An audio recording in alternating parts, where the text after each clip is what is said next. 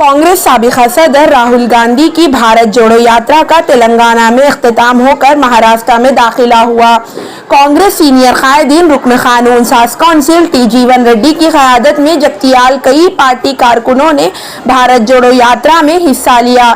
इस यात्रा में अक़लियती कायदीन जिनमें सिराजुद्दीन मंसूर जगतियाल ज़िला अक़लियती सदर कांग्रेस पार्टी, मोहम्मद मोइजुद्दीन रियासती सेक्रेटरी, मोहम्मद चांद, मोहम्मद मुश्ताक अहमद मुन्नू राइकल मंडल कांग्रेस पार्टी सदर ने राहुल गांधी से मुलाकात की और उन्हें नमाज की टोपी पहनाई।